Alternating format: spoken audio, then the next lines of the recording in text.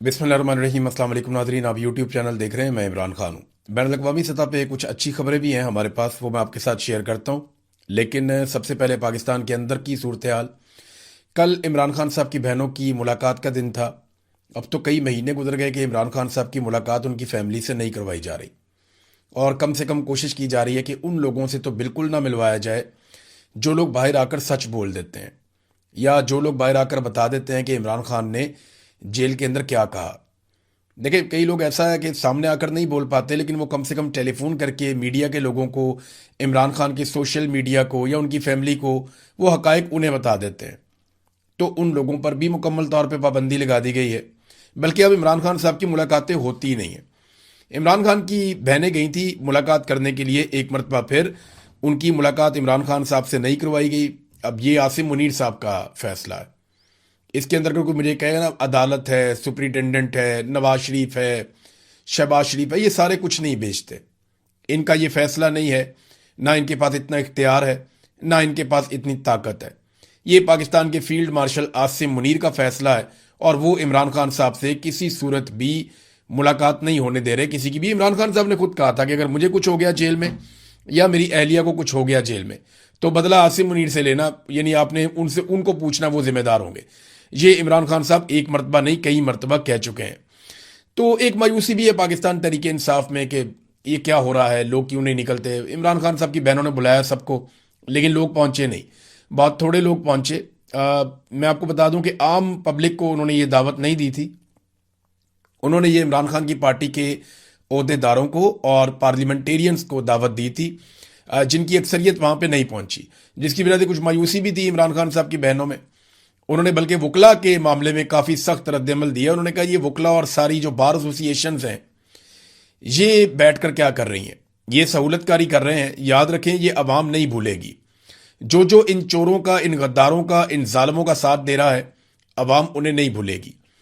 और वो कहना बेचारी चाहती हैं बहुत कुछ इमरान खान की बहनें, लेकिन पॉलिटिकली आपको पता है कि उनके ऊपर एकदम इल्ज़ामात की बौछार हो जाती है, और वो नहीं चाहती कि इमरान खान साहब की पार्टी के अंदर मजीद डिवाइड पैदा हो, या पाकिस्तानी अवाम इमरान खान साहब की पार्टी के ऊपर ज़्यादा तनकीद करें। लेकिन हकीकत यही है कि पार्टी को जिस तरह खड़े होना चाहिए था, वो उस तरह खड़े नहीं हुए। और उसके पीछे एक रीज़न ये है कि पॉलिटिकल पार्टियों से लड़ने के लिए ट्रेंड होती हैं। कोई ट्रेंड फौज के साथ लड़ने के लिए उनकी तैयारी नहीं होती। तो यहाँ पे तो पाकिस्तान की मिलिट्री एस्टेब्लिशमेंट ने अपना सारा कुछ ही दाव पे लगा लिया। आज से पहले इतना खुलकर कभी पाकिस्तान की मिलिट्री एस्टेब्लिशमेंट अपनी बंदूक के साथ मैदान में नहीं आई, जितना खुलकर इस मरतबा वो मैदान में आए। हमने DGI-SPR को सुना, उन्होंने क्या कुछ नहीं कह दिया। इमरान खान को ज़हनी मरीज तक कह दिया, टोला कह दिया, इंतशारी कह दिया, पता नहीं क्या कुछ वो कहते रहे। लेकिन पब्लिक ने उनकी बात एक कान से सुनी और दूसरे कान से निकाल दी, बल्कि पब्लिक ने सुनी नहीं। आप सोशल मीडिया पे उठा के देखें ना, ISPR को जितना पहले सुना जाता था, अब अगर आप उनके व्यूज़ देखें तो ना होने के बराबर हैं उसके मुकाबले में जो पहले उनके व्यूज़ होते थे। ये लड़ाई जो है ना, ये इक़्तिदार की लड़ाई नहीं है, ये उसूल की लड़ाई होनी चाहिए। आज पाकिस्तान तरीके इंसाफ का मार खाने का टाइम है, तो उन्हें मार भी खानी चाहिए, और डट कर मार खानी चाहिए, इज्जत के साथ सर उठाकर मार खानी चाहिए। एक वक्त आएगा जब वो इस बात पे फख्र करेंगे कि उन्होंने मुकाबला किया था, और जो लोग आज मुकाबला नहीं करेंगे वो मायूस होंगे कि हमने उस वक्त मुकाबला क्यों नहीं किया था। थोड़ी सी हम अगर गिरफ्तारी कर लेते या थोड़ी सी मार खा लेते तो कोई फर्क तो नहीं पड़ना था, हमारा कद बड़ा हो जाता, हम भी इसमें हिस्सा डाल लेते। एक वक्त आएगा, मैं आपको आज बता रहा हूं, ये वक्त आएगा, कई लोग झूठी कहानियां भी उस वक्त सुनाया करेंगे।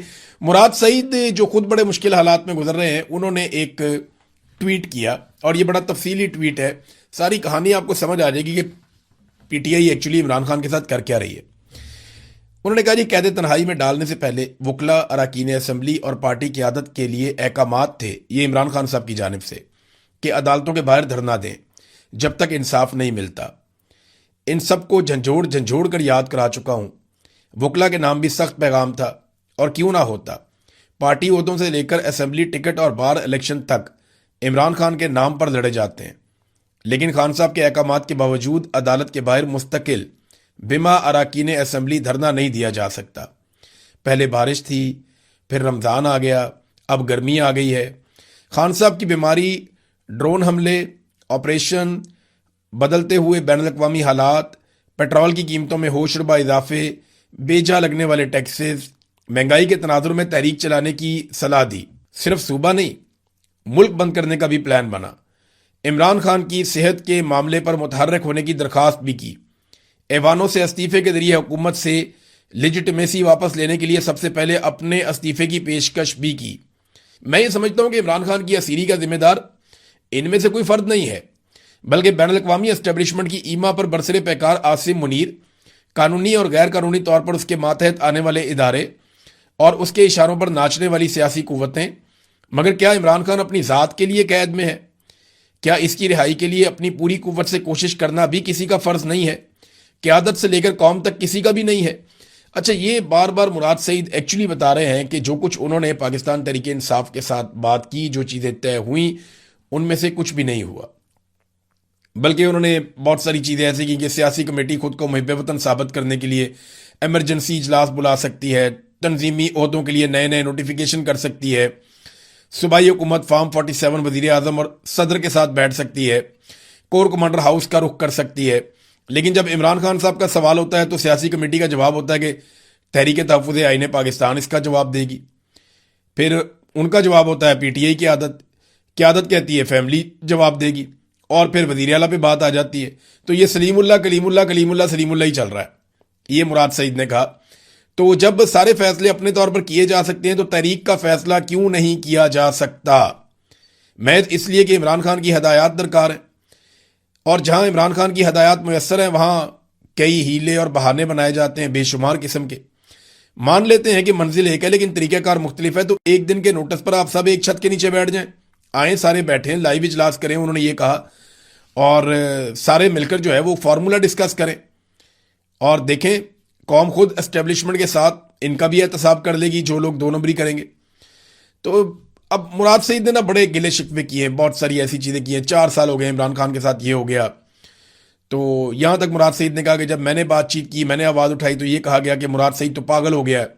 फिर मुझे सूबाई हुकूमत ने और वफाकी हुकूमत ने पैगाम दिया कि जनाब आप इर्रिवर्सिबल नुकसान पहुँचा रहे हैं तहरीक को। तो मुराद सईद ने कहा कि मैं इतना कहूँगा कि अल्लाह आपको मज़ीद आसानियाँ दे, लेकिन हमारे मकसद हमारी जद्दोजहद और हमारी ज़िंदगियों की कीमत पर नहीं, बिल्कुल भी नहीं। कोई फैसला कीजिए, ये मुराद सईद ने अपील की अपनी पार्टी से। देखिए, मैं आपको सच बात तो ये है कि पाकिस्तान तहरीक इंसाफ में ज़्यादातर लोग समझते हैं लड़ाई लड़ने के काबिल ही नहीं है। यानी ये इतनी खौफनाक लड़ाई है, पॉलिटिकल पार्टियों से लड़ाई हो सकती है लेकिन फ़ौज के साथ कौन लड़े? फौज के साथ नहीं, एक्चुअली तो मिलिट्री एस्टेब्लिशमेंट के खिलाफ ये लड़ाई है। फौज में भी ज़्यादातर लोग इमरान खान को पसंद ही करते हैं, लेकिन मिलिट्री एस्टेब्लिशमेंट फौज को इस्तेमाल कर लेती है ना बतौर अपनी ताकत के, बतौर अपने बाजू के। अब ये पॉलिटिकल पार्टी वो नहीं कर सकती जो फौज कर सकती है, लेकिन जो पॉलिटिकल पार्टी कर सकती है वो कोई भी फौज नहीं कर सकती। ये बात पॉलिटिकल पार्टी को समझ ही नहीं आ रही, और वो पॉलिटिक्स भी नहीं कर पा रहे, अपोजिशन भी नहीं कर पा रहे। ये उनका प्रॉब्लम है, वो डरे हुए हैं, सहमे हुए हैं बहुत सारे लोग। देखिए, ये मार खाने का टाइम है पाकिस्तान तहरीक इंसाफ का, तो उन्हें इज्जत के साथ मार खानी चाहिए। वक्त बदल जाएगा, ये हमेशा ऐसा नहीं रहेगा, ये वक्त बदलेगा और किसी और तरह का वक्त आ जाएगा। इमरान खान मार खा रहा है वो इसलिए कि मिलिट्री एस्टेब्लिशमेंट को पाकिस्तान की सियासत से धकेल के बाहर निकालना चाहिए, और अगर ये काम हो गया, चाहे कोई भी पॉलिटिकल पार्टी करे, ये पाकिस्तान की एक बहुत बड़ी खिदमत होगी। बहरहाल अलीमा खानम ने कहा कि अगले हफ्ते के लिए कोई वादा उनसे किया गया है कि सुहेल अफरीदी अपनी पूरी जमात के साथ, यानी वहाँ पे 92 MPs हैं, वो कह रहे हैं जी हम अपने सारे MPs लेकर और मैं खुद भी बहनों के साथ अडयाला जेल के बाहर आऊँगा और दबाव डालेंगे कि इमरान खान साहब से उनकी बहनों की मुलाकात करवाई जा सके। फिर वहाँ पे वो धरना देंगे। पंजाब वाले MPs भी अगर आ जाए, देखिए अगर पार्लियामेंटेरियंस वहाँ पे आते हैं और दबाव डालते हैं, शदीद तरीन बैनुल-अक़वामी खबर बनती है, वो वहाँ बैठ जाते हैं, चाहे उन पर तशद्दुद हो, उनको गिरफ्तार किया जाए, इतनी बड़ी तादाद में जब वो वहाँ पे होंगे तो आलमी सतह की खबर बनेगी और प्रेशर बढ़ेगा पाकिस्तान की मिलिट्री एस्टेब्लिशमेंट पे कि कोई मुलाकात करवाई जाए, और फिर मुमकिन है कि उस दिन ना हो तो उसके बाद मुलाकात हो जाए, तो ये बड़ा प्रेशर बन सकता है। नाज़रीन, पाकिस्तान से एक खबर और है, लेकिन उस खबर से पहले मैं आपको ये बता दूं कि ये जो सूबाई हुकूमत बनी है ना, सुहेल अफरीदी इनकी कैबिनेट, ये मुराद सईद साहब की मर्जी से बनी है। यानी मुराद सईद के अपने लोग हैं, ये उनके बहुत ताल्लुक वाले लोग हैं, लेकिन मुराद सईद ने अब इन्हीं से गिला शिकवा किया। इसका मतलब ये है कि अब ये उस रस्ते पर कम से कम नहीं है जिस रस्ते पर मुराद सईद है, ये बज़ाहिर दिखाई दे रहा है मुराद सईद के गिले और शिकवे से। बहरहाल कोर कमांडर कॉन्फ्रेंस हुई पाकिस्तान में, और ये बड़ी इंपॉर्टेंट होती है, जब भी होती है इसमें से खबर निकलती है कि अब किस तरफ को मामला जा रहे हैं। तो कोर कमांडर कॉन्फ्रेंस का जो एलामिया आया आईएसपीआर की जानिब से, मैंने उसको 2 मरतबा पढ़ा और मुझे काफ़ी दुख हुआ कि उसमें भारत ने जो पाकिस्तान का पानी रोका उसका तस्करा नहीं है। देखिए, ये उन्हें बताया जाना चाहिए और ये बात जो है वो एलामिया में भी होनी चाहिए थी और भारत को वाज़ेह पैगाम कोर कमांडर कॉन्फ्रेंस में से जाना चाहिए था। अक्सर पाकिस्तानियों को पैगाम दे दिया जाता है, अफगानियों को पैगाम दे दिया जाता है, भारतीयों को भी मार्का हक के बारे में पैगाम दिया गया, लेकिन जो बड़ा मसला है वो ये है कि भारत ने पाकिस्तान का पानी रोका हुआ अपने डैम भर रहा है और ये पाकिस्तान के हिस्से का पानी है, ये भारत का नहीं है। तो कोर कमांडर कॉन्फ्रेंस के एलामिये के अंदर भारत की जानिब से पानी रोके जाने की ना सिर्फ मजम्मत होनी चाहिए थी, बल्कि फिलफौर पानी खोलने का मुतालबा होना चाहिए था और इस पर पाकिस्तान की हुकूमत को एक बड़ा सख्त मौक़िफ़ लेना चाहिए। अब आ जाए नाज़रीन बैनुल अक़वामी खबरों की तरफ। तो वहाँ पे पहले तो अमेरिका ने किया था ऑपरेशन एपिक फ्यूरी। अब उसके बारे में वो नाकाम हो गया ऑपरेशन। कामयाब होता तो पूरी दुनिया मान लेती। अमेरिकन मीडिया खुद मानता है, अमेरिकन खुद मानते हैं कि एपिक फ्यूरी एक नाकामी है और ईरान को उसके अंदर कामयाबी मिली है। ईरान ने साबित किया है कि वो मजबूत मुल्क है और इतने आराम से उस पर कब्जा नहीं किया जा सकता। अमेरिका अपना कोई भी हदफ हासिल नहीं कर सका। बिलाखिर जो अमरीकी वज़ीर ख़ारजा हैं मार्को रूबियो, उन्होंने स्टेटमेंट देते हुए इस बात का एतराफ़ किया कि ऑपरेशन एपिक फ्यूरी ख़त्म हो चुका है। और अब उसके बाद एक और ख़बर आई है, लेकिन उससे पहले मैं आपको मार्को रूबियो का स्टेटमेंट एक बता दूं। उन्होंने कहा जी, आबना हुर्मुज़ ईरान की मलकियत नहीं है, ईरान को इसे बंद करने, बहरी जहाज़ तबाह करने और बारूदी सुरंगें बिछाने का कोई हक हासिल नहीं है। इस मसले को हल ना किया तो ये मामूल बन जाएगा। हम किसी सूरत ये तस्लीम नहीं कर सकते कि आबना हुर्मुज़ से गुजरने के लिए ईरानियों को टैक्स देना होगा। अगर ऐसा हुआ तो पूरी दुनिया में ये रवाज पड़ जाएगा। अक़वाम मुत्तहिदा समेत पूरी दुनिया को इसका बंदोबस्त करने के लिए हमारा साथ देना चाहिए। देखिए, मार्को रूबियो बात गलत नहीं कर रहे। ये अगर इस तरह टैक्स लेंगे ममालिक, तो फिर पहले भी बहुत सारे ममालिक ले रहे हैं, लेकिन वो उनके बीच में से जो जाता है रास्ता, वहां से वो ले रहे हैं। दोनों तरफ मुल्क है, बीच में रास्ता है, वहां से वो टैक्स ले रहे हैं। तुर्की भी एक जगह टैक्स लेता है बासफोरस पे, एक जगह पे ये स्वेज कैनाल है वहां पे टैक्स लेता है मिस्र, और जगहों पे भी टैक्स लेते हैं दुनिया में। लेकिन बहुत सारी जगह जो हैं वो टैक्सेस के बगैर हैं। आबना हुर्मुज़ भी उन जगहों में से एक जगह थी, एक तरफ ओमान है, एक तरफ ईरान है, तो बीच में से यहाँ से जहाज गुजरते थे फ्रीली, कोई टैक्स नहीं था। मार्को रूबियो कहते हैं ये कैसे हो सकता है, वो वहाँ टैक्स लगा रहे हैं, फिर तो पूरी दुनिया ये सिलसिला शुरू कर देगी, ईरान का कोई हक नहीं यहाँ पे जहाज़ों को तबाह करे। तो उसूली तौर पर आप देखें तो ये बात एक तरह से ठीक है, लेकिन क्या अमेरिका को यह हक है कि वो जिस मर्जी मुल्क के ऊपर अटैक कर दे? बड़ा सवाल यह है कि ईरान ने यह काम क्यों किया। इससे पहले तो ईरान ने यह कभी नहीं किया था। ईरान ने यह काम पहली मरतबा किया और तब किया जब ईरान की सरजमीन के ऊपर अमेरिका ने शदीद बमबारी की। इससे पहले अमेरिका इराक के ऊपर बदतरीन बमबारी कर चुका है। शाम के हालात आपके सामने, वहां पे बहुत खौफनाक अटैक हो चुका है और इसराइल के साथ मिलकर अमेरिका ये अटैक करता है। तो लीबिया के अंदर जो कुछ हुआ वो भी आपके सामने है, जो इस वक्त सूडान में हो रहा है वो आपके सामने है, जो गाजा में हो रहा है वो आपके सामने है, जो अमेरिका ने वियतनाम में किया वो भी आपके सामने है, जो अफगानिस्तान में अमेरिका ने किया वो भी आपके सामने है। तो अब ईरान के ऊपर भी अमेरिका ने ऐसे ही अटैक कर दिया। तो अगर ईरान को यह हक नहीं है कि वो अपने करीब से गुजरने वाले पानी को कंट्रोल करे, तो अमेरिका को यह हक कैसे मिल जाता है कि वो दुनिया के दूसरे कोने से उठकर आए और आकर किसी भी मुल्क को, उसके निज़ाम को कंट्रोल करे? सवाल तो यह भी पैदा होता है ना। मार्को रूबियो की बात में अगर लॉजिक है तो फिर मार्को रूबियो को इस बात का भी दुनिया को जवाब देना पड़ेगा। अब आ जाए नाज़रीन इस बात पे कि डोनाल्ड ट्रंप का ये जो मैंने आपको अभी कहा कि जो प्रोजेक्ट फ्रीडम है वो नाकाम हो गया, वो कैसे हुआ? 24 घंटे में डोनाल्ड ट्रंप को पता चल गया कि इससे वो अपने मकासद हासिल नहीं कर पाएंगे और ईरानी जो है उनमें अभी भी कैपेसिटी है, वो यहां से जहाज़ों को नहीं गुजरने देंगे।